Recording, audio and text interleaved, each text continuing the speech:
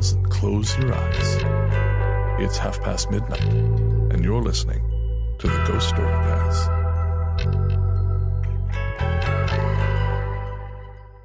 Welcome to the Ghost Story Guys. I'm Brennan Storr. I'm Paul Bestel. And this is a show where we talk about spooks, specters, and all the other things watching us from the shadows beyond the campfire. Some conversations only make sense after the sun has set, and this is most definitely one. Thanks for tuning in. This is episode number 176, and we're coming to you from that tiny mountain cabin you dream about, but can never quite reach. Paul, how you doing? I'm very well, thank you. How are you? I am surprisingly good. I've had a run of good days. Honestly, I'm despite what some people who listen to the show think, I am actually Italian, and we are a peasant people. I'm made to be worked.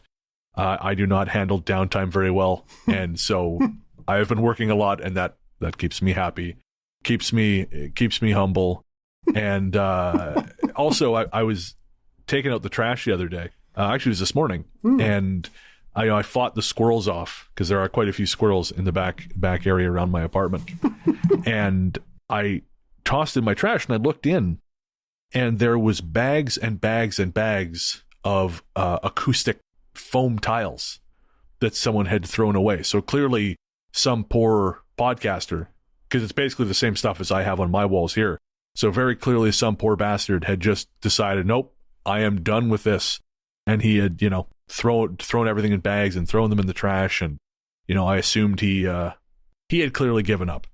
And I thought, well, obviously I was at a point myself earlier this year where I was considering the same thing. So I am having a good day anyways, and even more so realizing that I'm not that guy. It's not my acoustic panels in the trash providing bedding for the squirrels. So things are good. Excellent. On a spooky note, I was contacted by a friend of mine a couple days ago, and he works back in Victoria. He does social work, and he was saying that he was in a building. He was checking on some of the residents, and there was a gentleman, just as he was about to get on the elevator, he saw an older gentleman who was dressed kind of rough, trying to get into a door, and he was kind of tugging on this door. But my friend got in the elevator, went downstairs, walked outside, and the same old man was outside doing exactly that at another door. Mm-hmm. And he said there's no way this fellow could have gotten there in the amount of time it took him, because this guy would have had to sprint down 4 flights of stairs in the amount of time it took him to get in the elevator, go down, and get out of the building. Mm-hmm. And he has absolutely no idea why. He said it's one of those things that it just doesn't make any sense, but it was exactly the same person. I asked him, I said, could it have been someone else? And he said, no, it was exactly the same person. And he said, I didn't know how to react. He said, so I just didn't. I just kept going and went on to the next building. But he said it just stuck in his brain because it felt wrong. How strange. That's a bit peculiar. Yeah, I mean, that's full-on glitch in the Matrix stuff. I mean, it's weird enough to see it once on one particular floor, but to then see it on another floor doing exactly the same thing, that's baffling. Yeah, well, the first time he just thought it was some guy getting into, just trying to get into his apartment or something. He didn't seem violent, so he didn't think it was something he had to worry about. He like the kind of folks he helps, it's not uncommon for them to be upset, so it wasn't like a shock that there was someone, out of sorts. But the fact that this person then repeated outside in exactly the same clothes, exactly the same person, seconds later, he said it just completely upended his day. He said he still kind of gets chills when he thinks about it. I've never heard of anything like that. No, me either. It's like a deja vu, again, glitch in the Matrix, whatever the hell you want to call it. It's like something is not right here, but it's not right in a way that we don't necessarily have an easy explanation for. Like we don't have a phenomenon, you would say, to explain that. It's almost as if he was meant to see it, and that's why it repeated. But why? I have no idea. My friend's been doing this work for a couple of years now. He's fairly well versed in the comings and goings of these various buildings, and he said this is new, never happened before, and he maybe we'll find out. Maybe there is a reason that will slowly reveal itself. But for the time being, it's a big old goddamn mystery. Mm. And speaking of big old goddamn mysteries, On this episode, we are going to be looking at the hauntings of Indiana. And we were looking at this one for a while, especially after doing the Chicago episode, because there's a few stories that sort of from Chicago that had some connections to Indiana. And we kind of wanted to take a deeper look at it. What was interesting is, though, when we were looking for the stories, Paul, most of the stuff I found was not actually urban Indiana. It was mostly rural Indiana. Mm-hmm. Aside from the famous house in Gary, which we'll talk about later. Yeah, sorry, we'll mock later. Don't be upsetting those 200 demons. So don't worry, I have notes. I have notes about the 200 goddamn demons. Anyways, so that is going to be our topic for this episode. Indiana Haunts Me. So named, of course, for the wonderful R. Dean Taylor song. And yeah, we can't play it for you, so go look it up. I mean, you've probably heard it, and if you haven't, you're missing out. You'll find a link to that in the show notes. But yes, on this episode, we will be looking at hauntings in Indiana. But before we do, we got to thank our patrons. This one's for the patrons. Patrons, you are the Indiana to our Larry Bird, which is to say we could not have achieved the heights we have without the start you've given us. And of course, we'd like to thank all our patrons, but we would especially like to thank our latest patrons. They are Kimberly Kelly, Glitter and Rot, Stepficus, and Rochelle Holmes. Guys, thank you. We cannot tell you how much we appreciate both our patrons and Apple Podcast subscribers. Without you guys, the show simply would not go. I would be doing food delivery so much I wouldn't have time to make podcasts. And so, from the bottom of our hearts, thank you. And if you'd like to join the team, head to patreon.com/ghoststoryguys. That's patreon.com/ghoststoryguys. For as little as $1 a month on Patreon, at least, you get an ad-free feed. Who doesn't want that? Ads suck. And for Apple Podcast subscribers, unfortunately, there is only the one tier, but it gets you access to all of the goodies. And you'll find out more about that at the end of the show.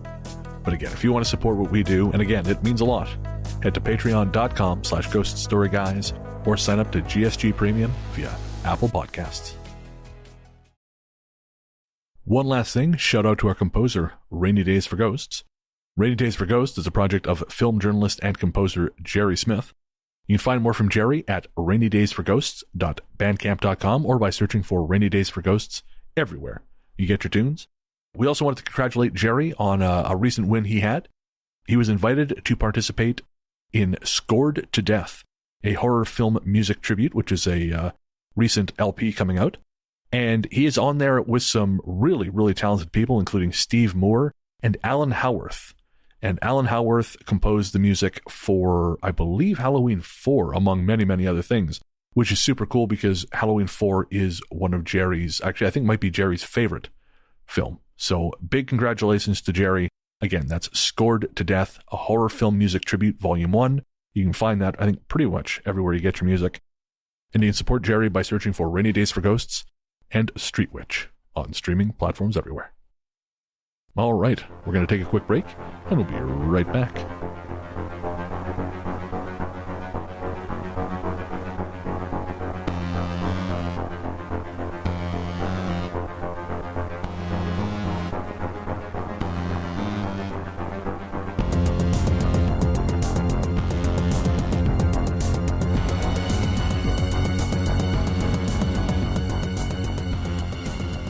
The Floating Man. My grandpa was always a hunter. It's not uncommon here in the Midwest, but he particularly enjoyed it. Always out there with his buddy Earl, finding new places to hunt, and even approaching landowners about otherwise private properties. One time, he and Earl got permission to hunt on this one huge patch of private land. I want to say it was something like 100 acres of Indiana forest near to the border with Michigan. The day before their hunt, Grandpa and Earl had hiked into the bush to set up their tree stands, and then returned the following day around 1 p.m. The blinds were a couple miles into the forest, and I remember my grandfather saying it was deep, heavy bush. He and Earl got set up and began to watch for deer. But as the day went on, and the sun began to get lower in the sky, not a single deer passed. Finally, the light had faded enough they needed to start hiking back to the truck if they wanted to get there before dark. As it happened, they didn't make it back to the truck before the sun had fully set, so Grandpa and Earl broke out their flashlights. It was with about a mile to go that they saw it. Something crouched in front of them, facing away. Grandpa and Earl stopped dead in their tracks. He told me it looked like a bald white guy with a black and white striped shirt. Earl spoke at first, asking the man what he was doing out there and if he was okay. The man never said anything back, but he turned around, looked at them, and levitated away up into the treetops before disappearing. Without a word between them, Grandpa and Earl sprinted to the truck and never again went back to that land. And, well, this is yet another check in the box of this is why we do not go in the forest. I know we have listeners who like hiking, and you're all insane. I love you, but you're crazy. But this is, like, you basically discovered a boxing referee. Is it ref? Is that right, referee? Is that the right word? Yes, that is the correct term for that. Yeah, so you went and found a boxing referee out there, and then he went into the sky. This is on you. Had you just stayed home and played Far Cry 6 like I've been doing, none of this shit would have happened. Yes. Levitating figures are very rare. I can only think of a couple of examples where I've heard of people. I remember a guy many years on Ghost to Ghost with Art Bell who was disturbed in the middle of the night by strange noises in his house. He got up with his gun to go and check that it wasn't an intruder. Was this Oscar Pistorius? Because I don't think I want to know how the story ends. As he got into his hallway, he could see this thing peeking out from the doorway, and he kind of made a noise, and he said it went up like a blind. Like when you pull a blind, it just went straight up through the ceiling. And he made that noise, he went... I don't even know what I would do at that point. Because like when it's in your house, right, that's upsetting. Actually, that reminds me of a little while ago I read a book called The Gun by C.J. Chivers. It's about the history of automatic rifles. And the author talks about how the Tommy gun was not really very popular, and because they tried to basically sell it to, like, for home defense to people in rural areas. And weirdly, no one was really crazy about the idea of just blasting into the darkness of their lounge at 3 a.m. Right? Yeah. Hello? Say hello to my little friend. Yeah. But yeah, I've never understood that. Like, I mean, I know why you use firearms for home protection, but oh man, especially when you're just waking up, there's so much potential for that to go wrong. Anyways, we won't dwell on the gun thing, because already I can feel some people getting ready to write pissed off emails. I'm not going to read them, but they're writing them.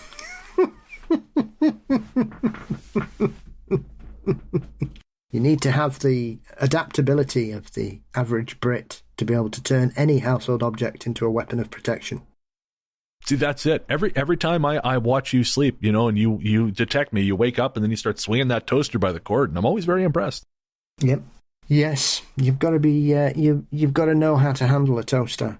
I feel like this is just a Sheffield thing mostly. It's Tuesday. It's toaster fight night down at the Forum. Charity box. Yeah, exactly. That's why the referee was there. It was toaster fight night in the forest.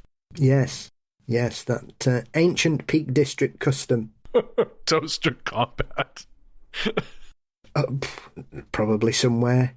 We're coming up to that time of year where the sword dancers will congregate in little areas of Sheffield over Christmas doing the sword dance. I'm sorry, the saw dance? Sword. Oh, okay. I have to know. What is this? So it's a old tradition. It's very similar to a typical kind of folk dance where you have a group of individuals who dance and perform with a series of swords, traditionally on Boxing Day.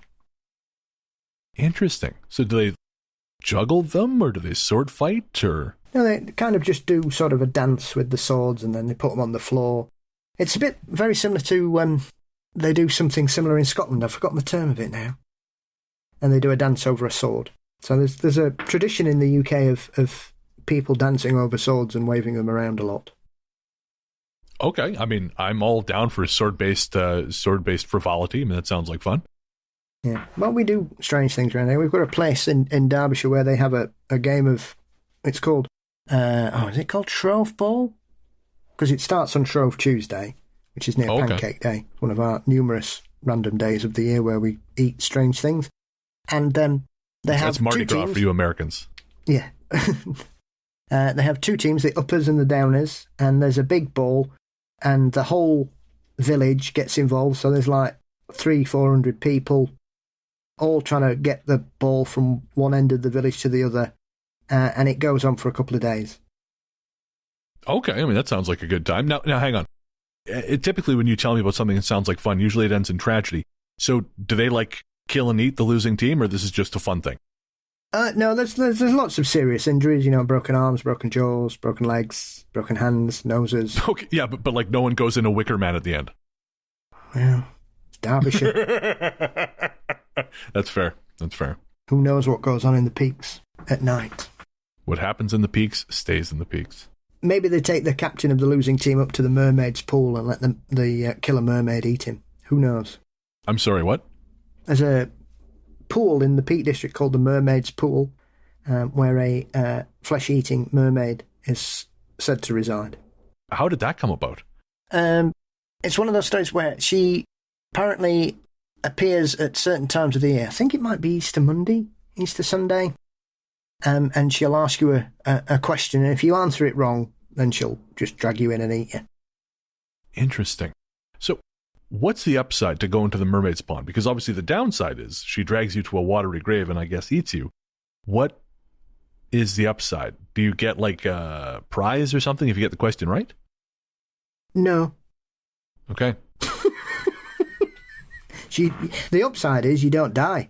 Okay, well, I mean, that's great. I just feel like save yourself a lot of uncertainty by just not going there. This seems like the Peak District equivalent of the mice who run across the road in front of cars just as like an adrenaline thing. Yes. Yeah. Who knows? It was often an unsuspecting traveller more than often would run afoul of these strange things. There's lots of little weird things in the peak like that, like screaming skulls and boggart. Interesting. But, I mean, that's the only flesh-eating mermaid. In the Peak District, yes. As far as I'm aware, it's the only inland, because it's not in a river or anything. It's just like a little pool. It's not a big pool either. It's only like about 30 foot wide and about 30 foot long. It's not a big... It's more like a pond.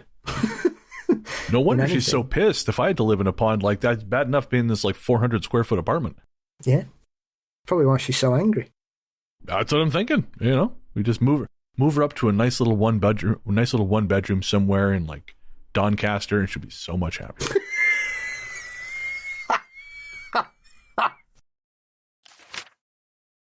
Crawlspace. I'm not a believer in what you might call the paranormal. I am, in fact, a scientifically minded person, and despite having many strange experiences, I'm not one to jump to explanations like ghosts or monsters. That being said, when there's something that I cannot explain, I would rather respond with, I don't know the answer at this time, but I'd like to know more. This story takes place in my small Indiana hometown. I was about 8 years old at the time it occurred, putting it at around 2007 or so. My parents are divorced, with my mum living in New Mexico, with my little brother and me living in Indiana with my father. At this point in his life, my dad drank often, and he would usually get angry and or violent when alcohol was involved. He never hit me or anything like that, but there were bouts of verbal abuse directed at me, my stepsister, and my dad's girlfriend. There were a couple of instances when their alcohol-fueled fights got physical as well. The point of mentioning this is that I was already under stress. I was young, and this most likely affected me mentally. During this time, we had recently moved to a new house on Main Street. This town was very old, a once booming hub of oil and natural gas production. However, by the time I lived there, those resources had all dried up, and a town of 10,000 people was barely surviving off the one company that employed the majority of the able-bodied population still remaining. The house we moved into was around 200 years old. It was a huge house, and even at that age I remember wondering how my dad was able to afford it, given that we were generally pretty poor. It was 2 stories and had a huge backyard. It even had a pond in the back, which seemed strange for a place on Main Street. I mentioned that this house was old because very little work had been done to it over the years, and the house creaked with the old bones it very noticeably had. My dad was in a garage band, and every Saturday he and his girlfriend would leave at around 6 p.m. and stay out playing and drinking until very early into the morning. On the night my story occurred, my stepsister just so happened to be staying the night at a friend's house, so I was alone. I remember being in the living room watching cartoons on the Cartoon Network, a new show called The Misadventures of Flapjack, which I loved. The house creeped me out, and cartoons had always made me feel better. However, I think it was around maybe 8:30 or 9 o'clock, when the network turns into Adult Swim, that I decided it was time to go to bed. As I was reaching for the remote to turn off the TV, I remember hearing very audible footsteps coming down the stairs. I remember it spooking me, but it wasn't incredibly terrifying, because strange things happened to me all the time in that house. I looked down to my left to see the cat sitting on the couch with me. Therefore, I knew it wasn't him walking down those old, noisy stairs. Although I wasn't frightened, it was enough to make me stay up and watch some shows on Adult Swim. And about an hour later, I was finally tired enough to force myself upstairs to my room. My bedroom was a square. On the wall opposite of the door, there was a window in the centre of it, and I had a TV on a dresser to the right of it. My bed was in the perpendicular to the window, opposite a closet and a green love seat. Now this closet was very old, and the doorknob was broken, so it never stayed closed. To make things worse, in the very back of the closet, directly facing my bed, was a crawlspace. This crawlspace had a piece of styrofoam over it, taped only onto the bottom, so when the heat or air conditioning came on, it would cause this piece to flap. I never removed it because for some reason, I was afraid of entering that closet. Anyway, because the closet door was always open, and because of the position of my bed, I was almost always staring at this dark hole at the back of my closet. Usually it didn't bother me, but this night in particular, being home alone, it did. I decided I would combat this by closing the closet door and pushing the green love seat in front of it so it couldn't swing open. That did the trick, and I went to sleep straight away. That night I had what I think was a dream in which I had a slightly out-of-body experience. It was like my eyes were positioned right above my head, and I was looking down at my body, while a female hand slowly and calmly made its way down the left side of my torso. When I woke in the morning, my sheets and blanket had been completely ripped off my bed and were balled up in a pile on the floor a good distance away from me. The green love seat had been moved out from in front of the closet and was now crookedly placed on the right side of the room, as if someone had just grabbed the left side and swung their arms as hard as possible. The closet door was wide open, and the styrofoam piece on the crawlspace had been ripped off. Now I remember noticing a pain on the left side of my body, but I never inspected it or gave it any thought, because I was obviously more concerned about the state of my room. Later that day, I noticed a stinging sensation on that part of my body, and so I finally looked at it. There were 3 distinct scratches down the left side of my torso. I decided to hide this story from my dad, and I've actually never told him of any of the experiences I've had. However, his girlfriend recently told me about the experiences that they had, and how they contributed to us eventually moving away from that house. Never live in a house with a crawl space. What happens in a crawl space, Paul? Things crawl. Frogging. That's exactly my thinking. As you know, and I mentioned this on a patron show, I had a weird thing happen in my apartment the other day. I was recording the show. I was recording Host Adventures, actually, and I was really tired. And I recorded it. I didn't edit it, but partway through the recording, I thought I heard footsteps in my apartment, like clear as day footsteps. And I thought someone was in my place. So I got up, and of course, you know, if you look behind me, if you watch the video version of this, which you can find on YouTube, you'll find a link to the show notes, I have a backdrop behind me. It's just a Wayfair backdrop with some burlap and drapery on the back of it to kind of cut down on sound bounce. So I can't see anything behind me. So I got up and looked, and there was no one there. Walked through the whole apartment. Nothing and no one. But I heard footsteps, and you can hear on the recording footsteps. You can also hear music, which really freaked me out because there was no music playing until actually I just figured this out as I was telling you off air. It turned out my microphone cord was picking up radio signals, of all fucking things.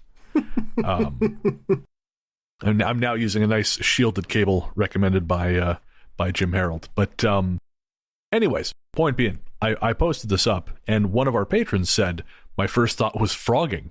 And I thought, cool. Thanks. That's an awesome thought.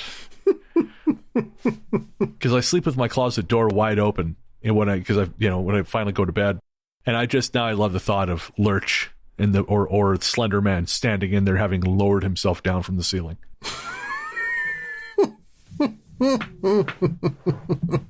And of course, for actually, can you explain frogging to anyone who might not know what we're talking about? Yeah, so frogging is when somebody illegally moves into a part of your property that you are unaware of and lives there rent-free.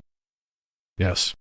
And a more horrifying thought I cannot countenance.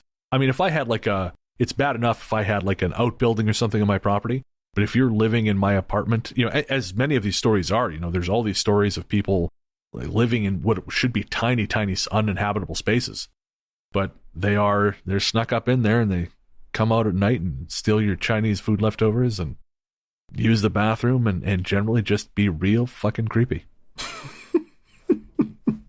Eat your cheese. They better not. That shit is expensive. So yeah, it's a strange phenomenon.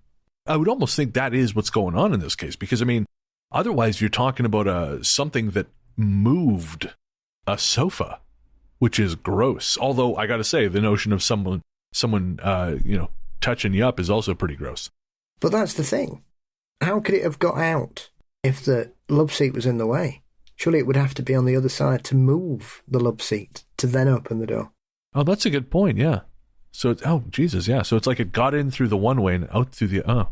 I don't like this at all. This one, there's a few stories in this episode. We've got some non-traditional stuff in here, and a few of them kind of bother me. And this is one of those. Either they pushed their way out of the closet, which is a horror, which I guess they could have done, depending on how the closet works. Like, the closet door opens outward.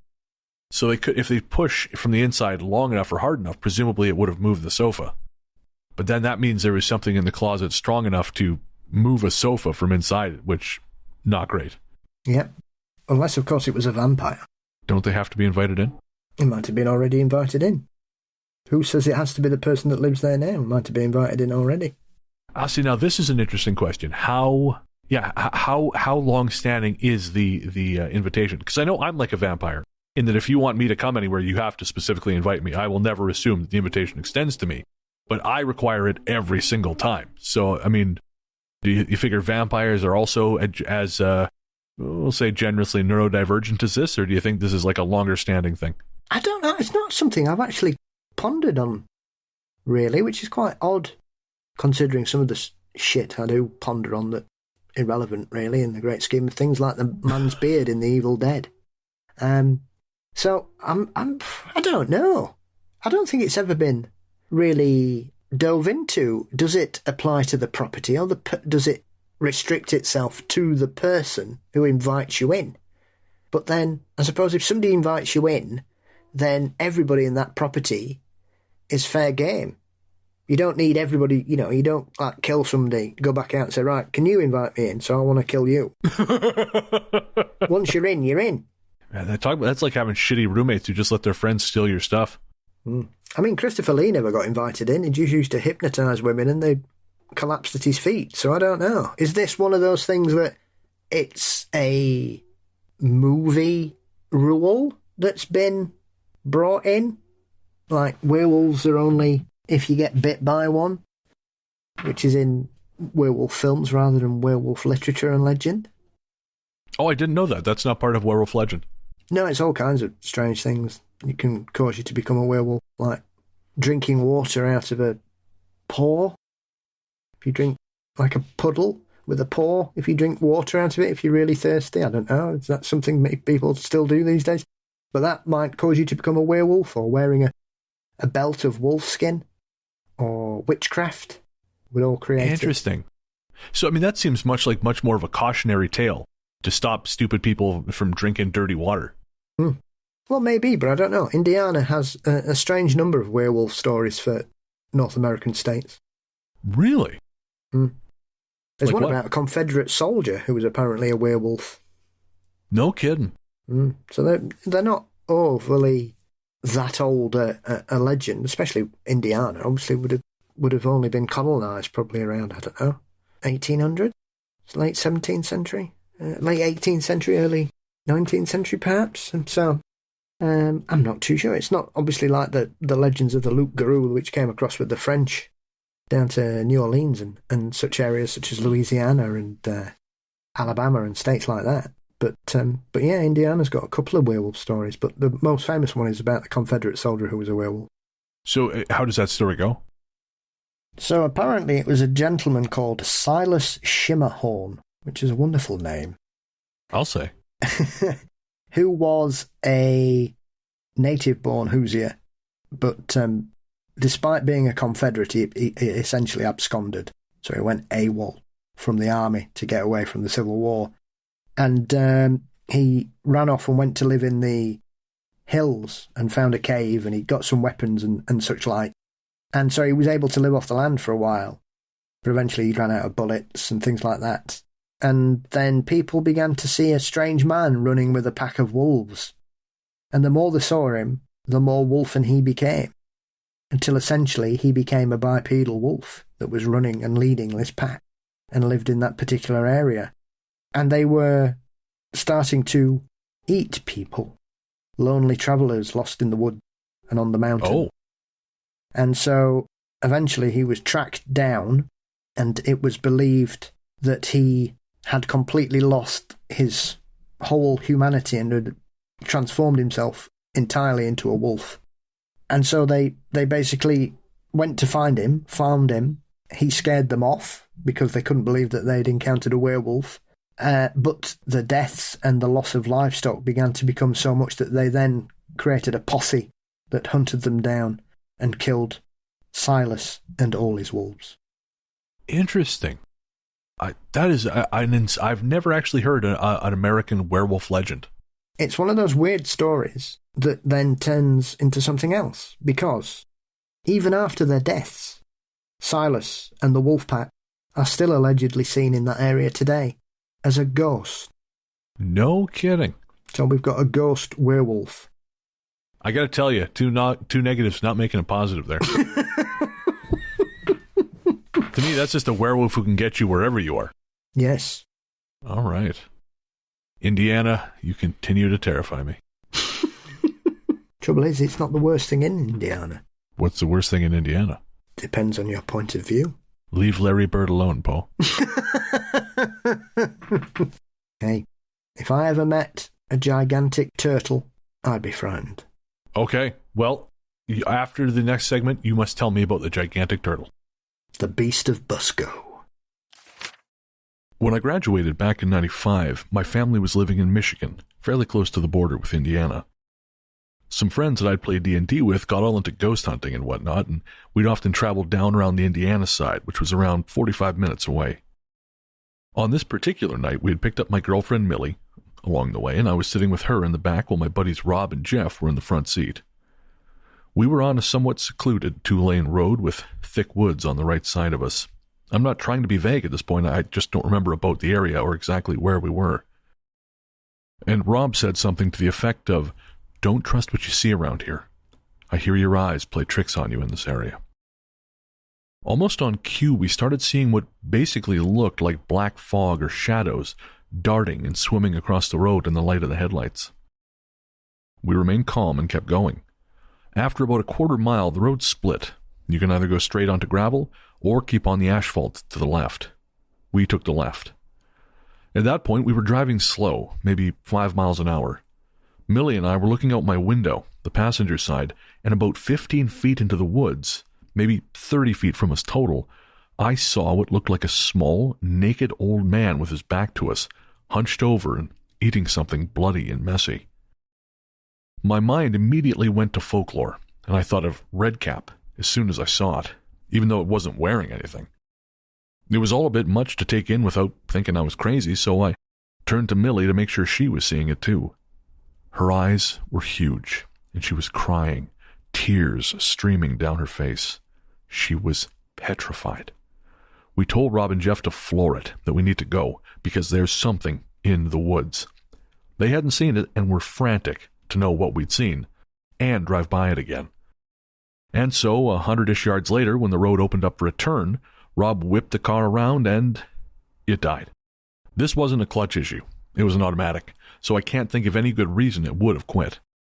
Millie quite literally started screaming in fear, and Rob told her to relax and tried the engine again. Thankfully, this time it turned over. However, the moment it did, headlights immediately turned on behind us. Mind you, it's pitch black out, there are no street lights, it's a heavily wooded area, and we hadn't seen another car in who knows how long. Never mind the fact that our car and headlights were just facing where this car appeared when we were trying to turn around. At this point, everyone fairly well decided, fuck this. We're obviously somewhere we shouldn't be. We are out. So we ended up driving back by the area where we saw the man, and there was nothing there now. No little naked man, no deer. I'm pretty sure it was a deer he was eating when I first saw it. We got to the area that branched off to the gravel road when we first went into this area, and as we approached it, another set of headlights turned on from this gravel road as well. All four of us now losing our minds, thinking we had stumbled onto some occult shit by accident, and all we wanted to do was go home. We drove back out to the main 2-lane road, and thankfully both cars went their separate ways uneventfully. It's been over 20 years, and I still get chills thinking about this. The little naked gnarly man all bunched over eating the deer is just as vivid now as it ever was. A lot of weird shit happened when I lived in that area, but this was the most extreme. To describe the Redcap further, from what I remember it was naked. I believe it would have been maybe 3.5 feet tall if it stood upright, and really stocky. It was squatting down low, ass almost to the ground while it ate, and also somewhat hairy, as in hairy like that one hairy friend we have whose shoulders and back are covered. Back off, buddy. There was blood all over its hands and forearms, and it was holding what looked like the leg of a deer. There was a mess of the rest of it at its feet. I had about a 3/4 view of it, mostly its back. I didn't get a good view of its face, a little of it, like as it glanced over its shoulder at us nonchalantly as we drove by. I just remember it looked old and menacing, like a furious little 70-year-old man. Unnerving, to say the least. And Paul, I gotta say, contrary to what this poster thinks, you can actually stall an automatic. I know this because I have done it.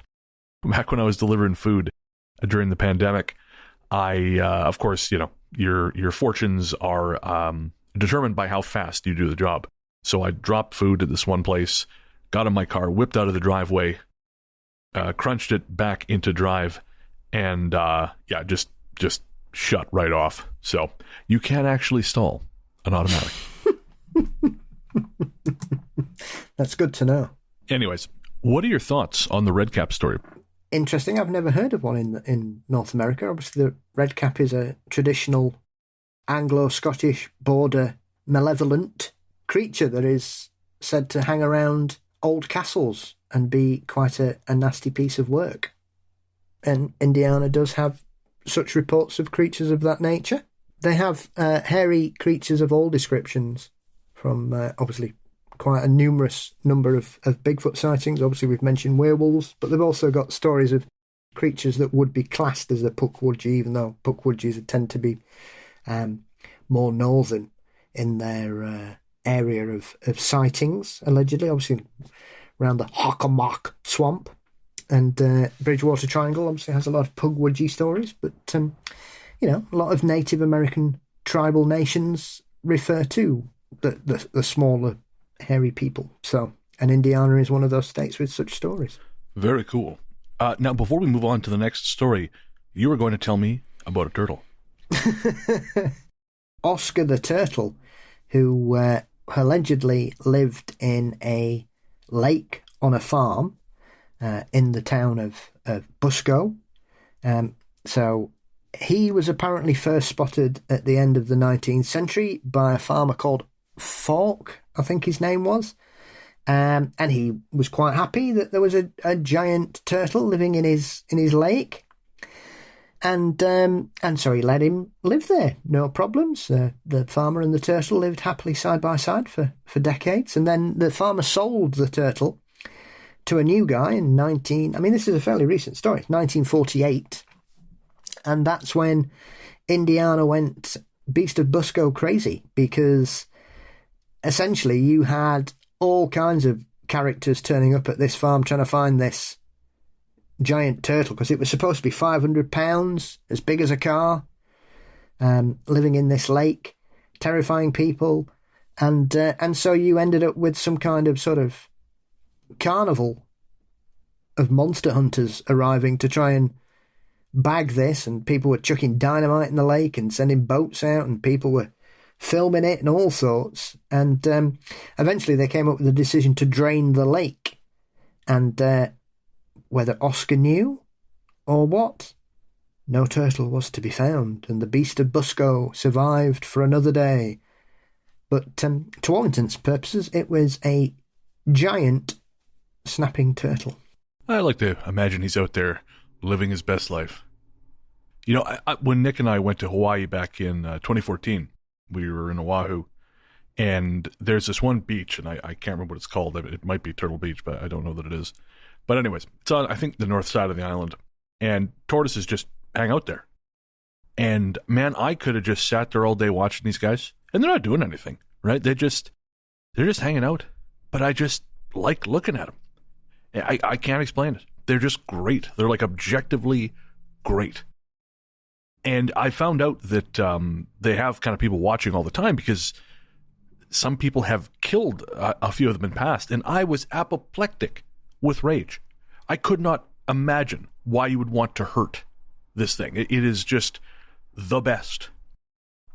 What a garbage species are we? Because, yeah, tortoises are the shit, and they have hurt no one. Well, no one who didn't deserve it, at least. I like tortoises. They're very funny. They make funny noises as well. Do they? I didn't know they made noises. Have you seen that footage of one falling in love with a shoe? Nope. No, I have not. And it basically tries to have sex with the shoe, and it's just going... Nope, but I'm going to watch it right now. Tortoise sex shoe. There it is. Oh, yeah, look at him. It's the noise it makes, though. It's hilarious. It's like... Yeah, look at him go. Go for it, little guy. I mean, in fairness, Paul, you and I probably don't look any more dignified when we're at it. I always take my shell off.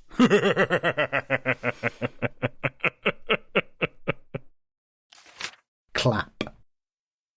My family lives in rural Indiana. For privacy reasons, I don't want to say exactly where, but it's far enough away from people that you don't generally have randos wandering around. On the night this story happened, my parents weren't home, so my siblings and I were home alone. My sister was in her bedroom, and my brother was on his computer a couple of rooms away, just leaving me in the living room by myself. We've a lot of dogs, but for some reason, only one of them, Belle, was outside. I don't remember what led up to me going outside to let her in, but I think it was about to start raining or something. Our garage leads to our backyard, so I went through it and stood in the doorway, looking out across the yard. I couldn't see Belle anywhere, but then our yard is 2 acres, so I thought nothing of it, and I stepped a little further out into the doorway.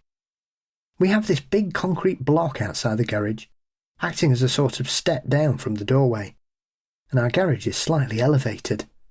So I was now standing on this concrete and calling out her name. Still nothing. This was unusual for her. She's a very sweet and energetic dog, and always comes when called. I called her name again, but I still didn't see or hear her. At this point, I was confused and starting to feel a little bit of concern. But then I heard clapping. The kind of clapping you do when you're calling a dog. I stiffened slightly. It sounded like it was coming from the side of the house.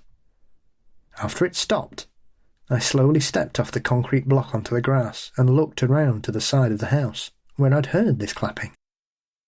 There was no one there. I was really scared at this point, and the clapping was so clear as that there was no way I could have imagined it.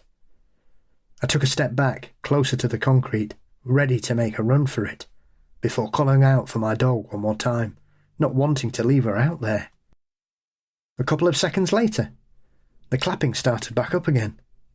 I had no clue what was making the sound and found myself absolutely terrified. It was then I heard a man's voice very clearly saying my dog's name. Belle. I'm a girl, so it couldn't have been an echo. It was a separate person calling my dog's name, somewhere from the direction of the field by my yard, and I didn't recognise the voice. It sounded decently close by, but far enough away to know that I wasn't in any immediate danger. But the voice sounded almost mocking, like it was making fun of me, as if it was amused by my obvious fear. Only a few seconds later, Belle came running up to me from the other side of the yard. I grabbed her and ran inside, locking the door behind me. I sat on the couch in the living room, scared out of my mind. My sister, still in her bedroom, and my brother was still on his computer. I was alone in the room with just our dogs, and trying to make sense of what just happened. After a while, my parents got home, and I told all my family what had happened. No one believed me. The only person who even remotely believed in me was my mum, and she was clearly seeing how distressed I was about the whole thing. So, I mean, the thing that bothers me about that more than anything is, like, even excusing all the paranormal possibilities there, that's just a stranger in the woods. That's bad. That's not, I don't know why your parents wouldn't give some credence to that. Like, that's just a creep out there watching your kids at night. Be a little more upset, guys. Yeah, that is a strange reaction. You know, you live in a rural property away from people, and even, like you say, even if it's not paranormal, that's pretty creepy behaviour regardless. In fact, that's actually more worrying than anything paranormal. Because, I mean, like we were talking with Ben James on the last episode, people are far, far more dangerous than any of the other topics we've ever brought up on this show. And like I had a look briefly, and I'm not going to get into specific cases because some of the cases are quite distressing, but there are a number of stories of fugitives being caught in the woods in Indiana. Like, it's not impossible to think that there was someone out there for them to just go, is, I mean, maybe, I guess if you just want to deal with it, but I feel like sticking your head in the sand is a weird answer to your kids saying, a man talked to me from outside at night. You know, you only have to look at Ted Krasinski, you know, the Unabomber, who was living in a shed in Montana for 20 years. Yeah. You know, that's the kind of creepy guy you don't want living near you. You know, and he was hanging about and trashing his neighbours' trucks and tractors and all sorts, wasn't he? So I didn't know that about him. I always thought he kind of kept to himself out there. No. The neighbours were interviewed not long after. I saw it again recently because obviously he passed away in May, I think it was, this year. I didn't know that. Yeah, and so they were being interviewed, and I think they got a daughter, and she was saying she kept bumping into him in the woods, just wandering about on his own. But yeah, the tractors kept getting smashed up and stuff I think rice was poured in the fuel tank, and things were taken apart, and yeah, there was a lot of weird things. And they knew it was him. They never caught him doing it.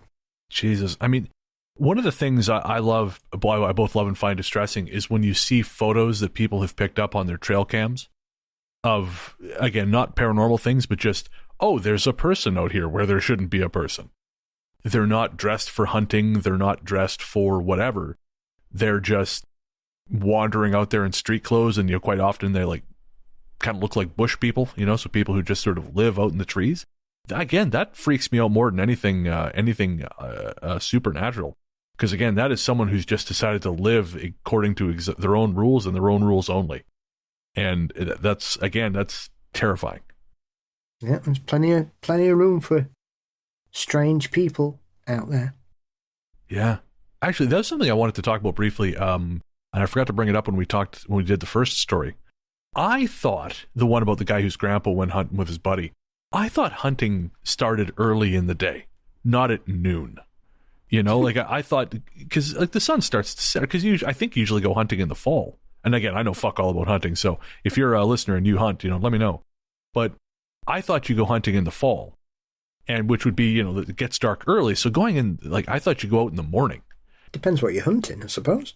I guess, yeah. I don't know. I thought maybe Grandpa was having a sort of a bit of a brokeback situation, which is fine. I'm just saying the timing seems suspicious to me. But then I don't know anything about hunting, so yeah. Hunters out there, let me know. Am I just being overly suspicious about Grandpa and whatever his friend was named? I don't know. Seemed odd to me. But I see. Yeah. You think about that far too much, I think. Whereas I'm just thinking, well, that just wouldn't pick up on that. I'd just be like, well, okay. It depends what they're after. I mean, is that when Bigfoot's wandering about? Maybe they're looking for a giant turtle. I mean, it did seem odd that, I don't know, going out later in the day. I mean, we're going out hunting. Yeah, we'll be back. Oh, no, if I've got a day off, there's not much I'd be doing before midday, I have to say. That's true. I mean, my work days, obviously, that's obviously not a thing I do either, so I get it. Well, that's the perfect start of a work day for me. What's that? Midday. Oh, yeah, 100%. Yeah. Mind you, as I get older, I'm finding that I do, and I think this is just a biology thing that happens to everyone, I do find that I get up earlier. So, like, I'm waking up 9 or 10 in the morning, or not 9, like 8 or 9 in the morning now, and I'm like, ugh. Whereas it used to be 10 or 11. Now, if I get up after 9:30, I kind of feel like I fucked up my day, which is bad because I still want to stay up till 2. I just have had less sleep before that. It's not a great situation. Yeah, I hate waking up. Oh, it's the worst. It's absolutely the worst. And actually, the couple times I had to get up to do that short film, because obviously I had to get up at like 6 in the morning to be ready for my pickup at whatever time. What I know. Time? Apparently there's a 6 in the morning too. What? I don't know when it started. I don't know but it's there, and it's gross. And I finally understood something that you were telling me about, which is you told me that you don't eat breakfast because in the morning it kind of takes you a while to feel like you want food. And I've never really had that. Usually I wake up and I'm like, all right, it's go time. But waking up at 6 in the morning, nope. I could stomach coffee, and that was it. I did the thought of food. I didn't eat anything until, they fed us that Little Caesars pizza at like noon. By that point, even Little Caesars tasted good. But yeah, I could not countenance the thought of food. It was just gross. Yeah, it's always the problem I have if I'm staying in a hotel or something, that you've got to be down for 10 a.m. to have breakfast, and it's like torture for me. Yeah, as I say, usually not an issue, but yeah, this was not happening. I woke up at 6, and I think I was just mad at God. The Secret Room. My uncle and family moved into this house in Terre Haute, Indiana, back in the early 1990s. It was a large 2-story shingle-style house, corner lot, that was painted red with a creepy basement. Most of that basement was unfinished, with dirt floors and rock/stone walls. It had a detached garage and a secret room, which I'll get to later. Our first visit to our family's new house was in Christmas, 1991. We were going to drive up from Florida and spend the week of Christmas with my family. Before our visit, I remember speaking with my cousin. We'll call him CJ. He was the middle child of 3.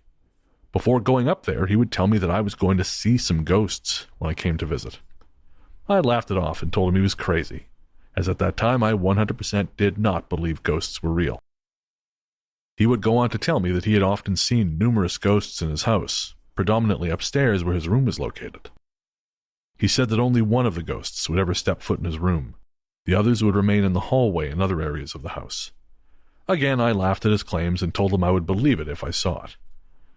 When we arrived for Christmas week, I was surprised how large the house was. It was easily the largest house I'd ever stayed in, and all I could think about was playing hide-and-seek or manhunt in there with my cousins. I was staying with my cousin, who told me about the ghost in his room, as he had bunk beds. My parents stayed downstairs in a spare bedroom. As I walked upstairs to my cousin's room, I remember being in awe of how long his hallway was, but there were only 3 doors in that long hallway. The first door on the left was the bathroom. The next door on the right was the bedroom of my cousin Nicole, and the final door at the very end of the hallway was CJ's room. His room was massive. It looked like a mini ballroom. As you walked in, straight ahead was his bunk bed and a large window behind the bed. He had his TV and video game system set up to the right and numerous toys and Hot Wheels race trucks to the left. There was also a small crawlspace door along the left side wall. The first night my cousin kept me up telling me everything he had seen in his room and throughout the house. It did spook me out, but I was still very skeptical of his story. One thing that I did notice was that CJ had very dark circles under his eyes. He said it was because he could not sleep very well in the house and would often stay up most nights trying to sleep. On that first night, I listened to his stories and we went to sleep. Nothing out of the ordinary occurred. That would change the very next day. On my second day at the house, after we finished playing outside, CJ and I went upstairs to watch a movie and play with some toys. We set up his Hulk Hogan tent in the middle of the room and pretended it was a stadium as we played with his wrestling figures. We had set up some Spy-Tech toys around the room, one being a motion sensor that you could set at a door, and if it opened, the toy would beep. We set it up because my cousin Nicole would often barge in and mess with our toy setup so that that toy would alert us if she entered the room and we'd know she was coming. Shortly after we started playing with the action figures in the tent started shaking lightly. I noticed it at first, but I wasn't too alarmed. Not more than a minute later, it started shaking rapidly. I automatically assumed it was Nicole and looked out the door, but couldn't see her. By the time I stuck my head back in the tent, the shaking had stopped. CJ was frozen, still looking out of the unzipped window of the tent at nothing. Seconds later, it started shaking again. I jumped out of the tent and witnessed it shake for a quick second before it stopped. I blamed CJ for somehow doing this and trying to scare me. I then thought it could have been Nicole, but as I opened his bedroom door, the Spy-Tech toy sensor sounded off. That proved no one else other than CJ and myself were in that room, and as I looked and found out, Nicole was laying on her bed watching TV. Even though that scared me, I still wasn't convinced that a ghost could have done that. I told my parents about it at dinner, and they kind of laughed it off. My uncle chimed in and said, "Did CJ's imagination get to you as well?" CJ had told his parents about the various experiences he'd had in the house, but they wouldn't even entertain the possibility of it being a ghost. They said it was his imagination. That night, I slept on the bottom bunk, and CJ slept on top. The events that night will never leave my memory. As I started dozing off, CJ reached around the backside of the bunk to get my attention and told me to look down the hall. The bunk bed was perfectly positioned where, depending on which side you slept on, you could look right down the long upstairs hallway. Where I was laying, all I had to do was turn my head and I could get that vantage point. As I looked down the hall, I saw a very slender and tall man. He had on a toboggan and a long coat. I could distinctly make out his face, and it appeared to be covered in soot or a dusty powder. He was walking very slowly towards our room, but I couldn't see anything under his knees, like his legs stopped there. It scared the shit out of me, and he disappeared before getting to the room, which was a few seconds, even though it felt like an eternity. I was so frightened that I couldn't move. I just turned my head and buried it into my pillow. I recall shaking from fear, when a few minutes later I was overcome by an ice-cold sensation coming from the side of my body that faced that door. I slowly turned around and saw a woman, clear as day. She had tattered clothing and was holding a cat. She was literally inches from me. She was also musky, like she had on stale perfume, but it was a very light smell. This may sound cheesy, but she resembled the Fratelli mom from the Goonies, as in body type size. I didn't see her face. I couldn't even scream for my parents. I again turned around and got deep under my sheets with the pillow over my head. As soon as I woke up, I went downstairs and told my mum. This time my mum didn't shrug it off like before. She said everything would be fine, and some things just can't be explained. A few days later, it was Christmas. After we opened our presents, we went outside to ride bikes and rollerblade. My mum went upstairs to take a shower, and she was alone in the house. As she was in the shower, She heard the door open and footsteps getting closer towards her, and she assumed it was my stepdad. But it wasn't. He was outside with us. She spoke out to him but didn't receive any response. And as she pulled back the shower curtain, she noticed the open door and was quickly hit in the face with a cold burst of air. It knocked her back a few steps, but she didn't fall. Her towel and clothes then fell off the bathroom countertop onto the ground. After finishing in the shower, she walked outside and asked my stepdad if he'd been into the bathroom at any time, which he hadn't. She told me this years after this visit, when I was late into my teens. She also told me that the house had creeped her out even after our first night there, and she felt like she was being watched, and also felt her breath on her neck whilst walking alone down the hallway. We left a few days after Christmas. I felt so terrible that CJ had to continue living in that house and be tormented like he was. It wasn't soon after that the activity picked up, and my aunt and uncle started having their own experiences, which ultimately led them to selling the house and moving a few blocks away. I want to share some of the paranormal events that they encountered. These are the experiences they had, and are not in any particular order, simply accounts that I recall them telling me about. They had an old German shepherd named Yankee. He had bad hip problems and was an indoor-outdoor dog. He loved staying in their detached garage and would hide in there during storms. One night something spooked him so bad that he jumped out the small window located in the garage that was almost 6 feet off the ground. They found him pawing at the back door. Once they went on vacation. When they got back, they found that their huge 500-gallon fish tank busted open and the fish were all dead. This tank had very thick glass, and there was no signs of anything falling and breaking it. My youngest cousin was at the top of the stairs, and Nicole was at the bottom.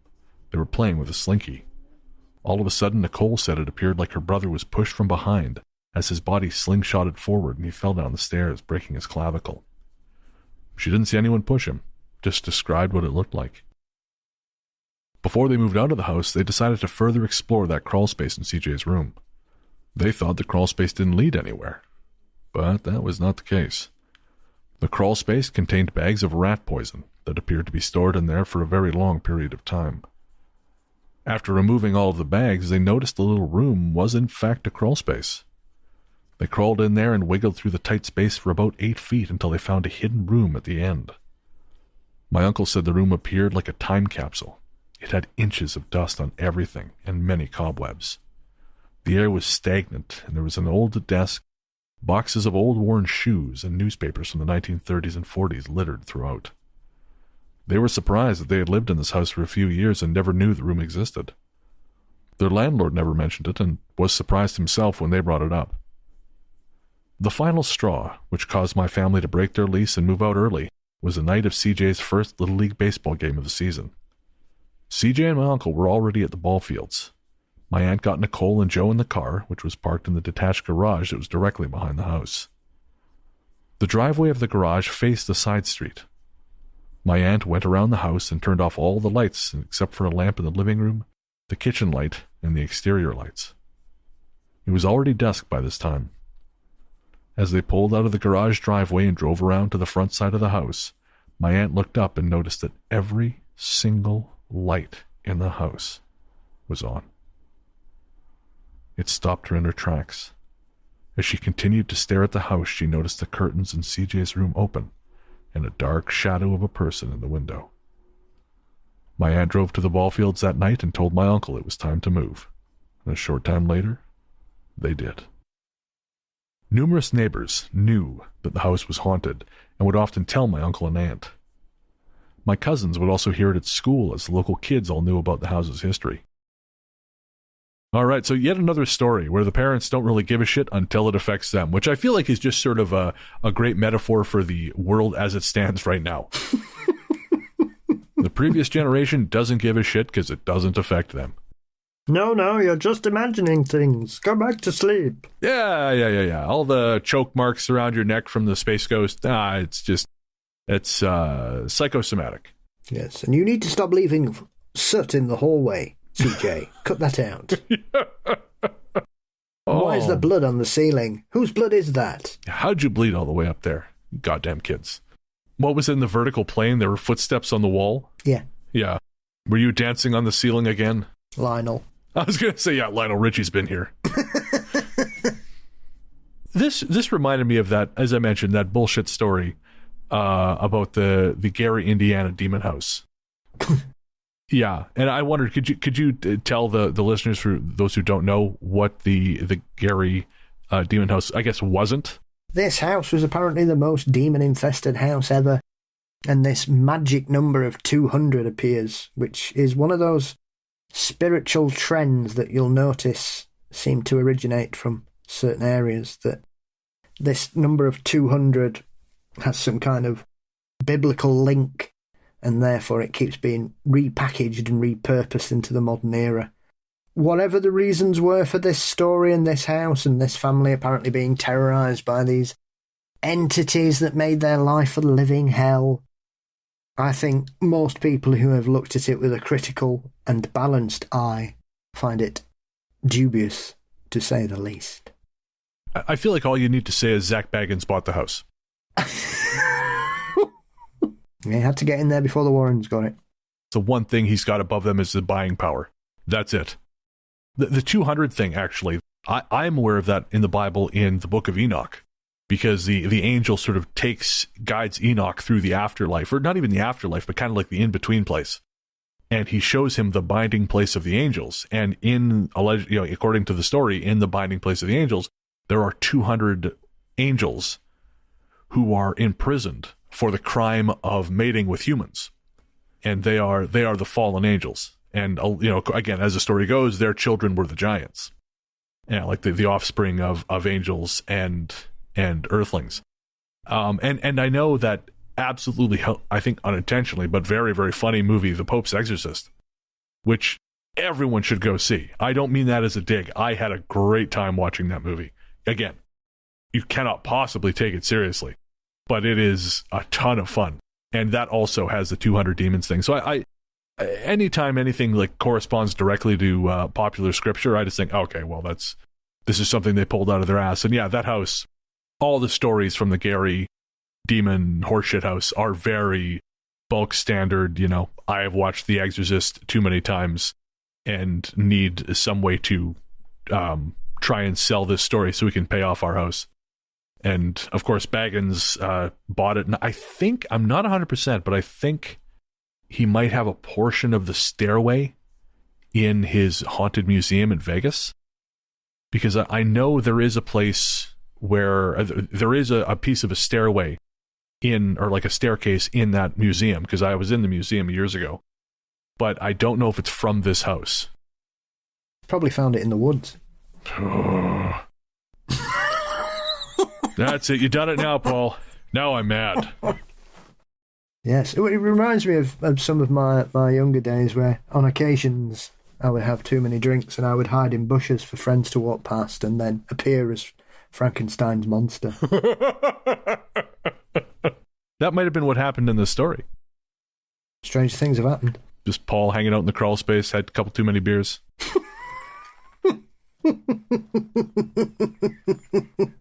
To be fair, if I'd had a couple of beers, yeah, I'd think, I tell you what, be a right good idea. Let's go into that crawl space. Let's go explore the bell tower of this haunted hotel. I've only had 3 bottles of wine. Come on. How dangerous can it be? Yeah, we're just at about the right point where this makes sense. So, yeah. I've only had about 5 or 6 Guinness. What could go wrong? All right, folks. Well, that is our very fractured haunted Indiana episode. Again, we had to take a break partway through because I think my build, either demons or my building was built by gorillas. One of the two. Perhaps it was the Indiana ghost we didn't mention, the naked swimmer, Diana of the Dunes. I feel like we have time to hear about this at least. So there's a story about a particular area, the Indiana Dunes, where this story has been around about 100 years, where people claim to have seen a beautiful woman swimming naked in the lake that adjoins the dunes. And a lot of people thought it was all stuff and nonsense. And then they discovered it was actually a woman called Alice who had moved there because she was losing her eyesight, and therefore she'd always thought that that was the most beautiful place she'd ever seen in the world. And so, as her eyesight was failing, she thought she'd move back there to try and enjoy what she could before she lost her eyesight. And she was a very attractive lady and was known for cooling off by taking a nude swim every now and again. And then she ended up shacking up with someone who was suspected of being a murderer, and she oddly died. She was poisoned after giving birth to their second child. And since then, her ghost has been said to be seen wandering along the beach and swimming in the lake and captivating passers-by, still with her paranormal beauty. Well, that was a roller coaster, but I guess we ended on a good note. Yeah, you got sight loss, ghosts, death, poison, and murder. That was like a whole Ghost Story Guys episode in like 3 minutes. The condensed version. Might be onto something there. Available in Clamato flavour. Well, on that note, we're going to take a quick break and we'll be right back.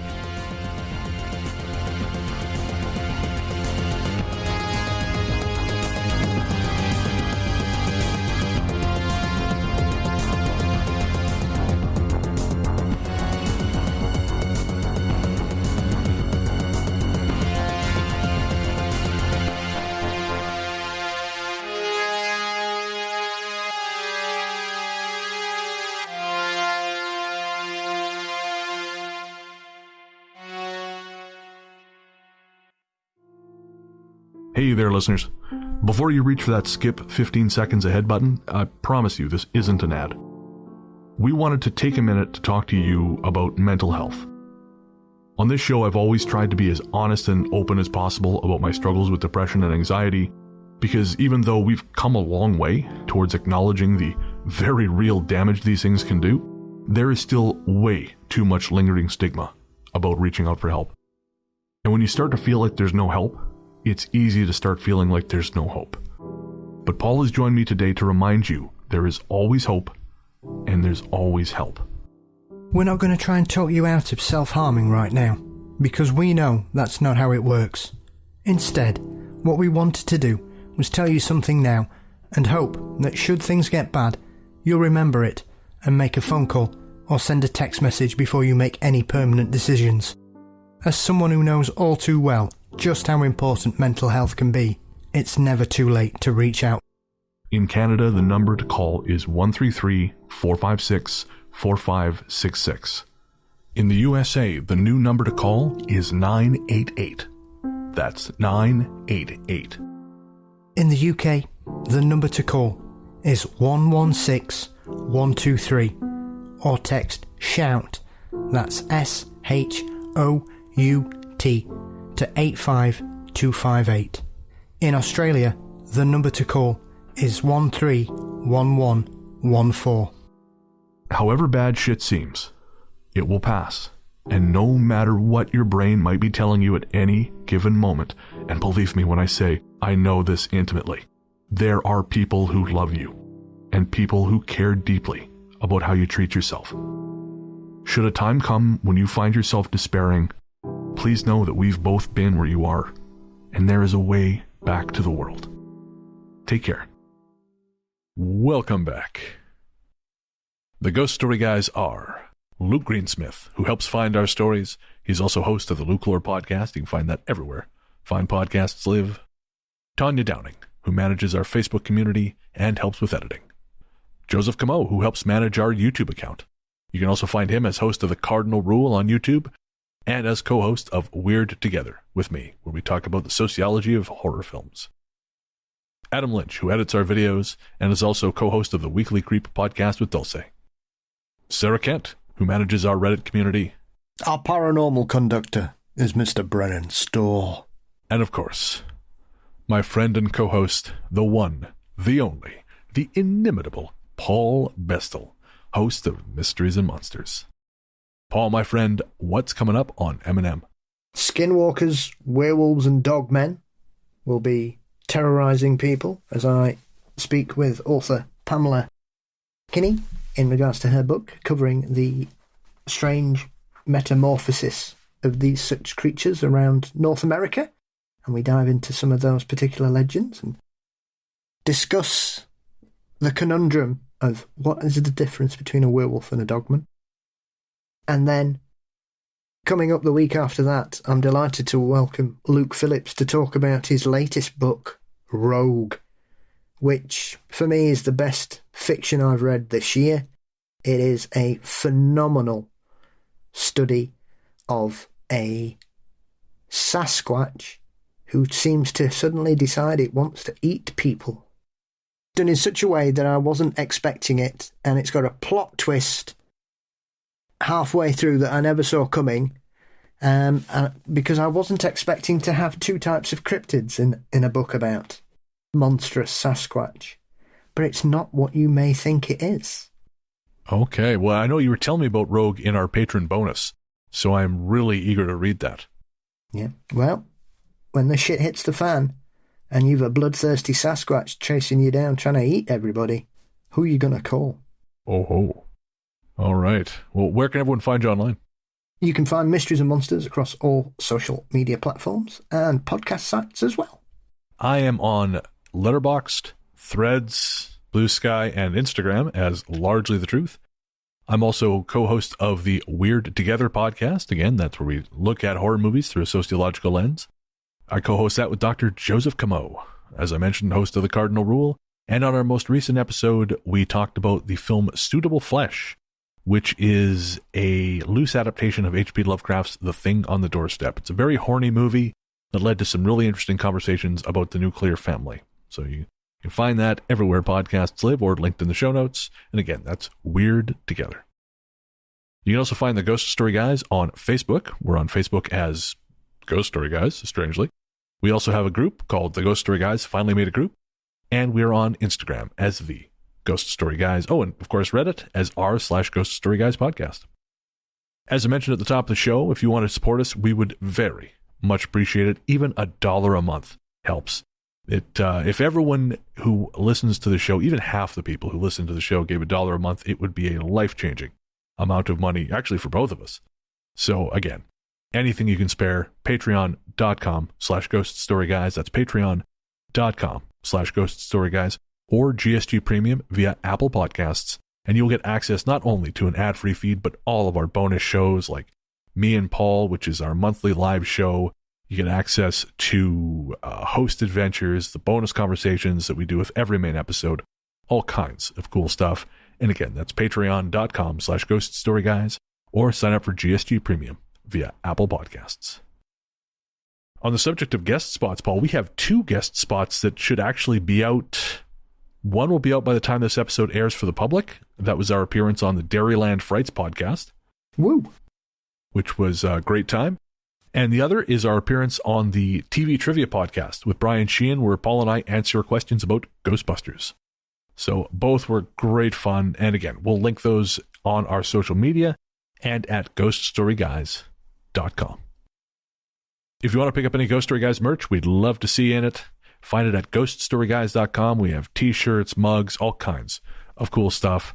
And if you do buy some stuff, you get a personalized thank you video from me, probably very late because I keep forgetting. But you will get it. And again, we deeply, deeply appreciate it. We'd also appreciate a rate and review on Spotify or CastBox or Apple Podcasts, anywhere you can review the show. Helps bump the numbers, just brings a few more people to our little corner of the internet. One last shout out to our composer, Rainy Days for Ghosts. Rainy Days for Ghosts is a project of film journalist and musician Jerry Smith. Find more from him by searching for Rainy Days for Ghosts wherever you get your tunes. Again, that's Rainy Days for Ghosts, or Street Witch is Jerry's other project. Our theme song, Radio, Into the Darkness We Go, was composed and performed by Peter Kursov of Pizzanta Music. Find more from him by searching for Pizzanta Music wherever you get your tunes. Both him, Rainy Days for Ghosts, and Street Witch are streaming courtesy of Night Harvest Recordings, the Ghost Story Guys house label. And I guess that's going to do it, Paul. Well, we'll be back in a week, but until then, into the darkness we go.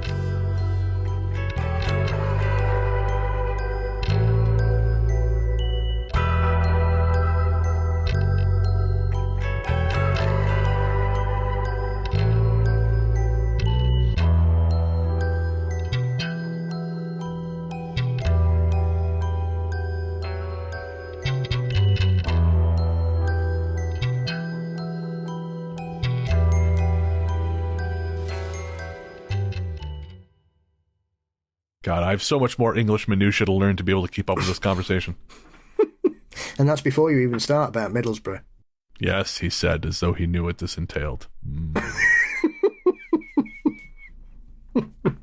Or Wet Wang, one of our comedy town, is it town, village? Wet Wang.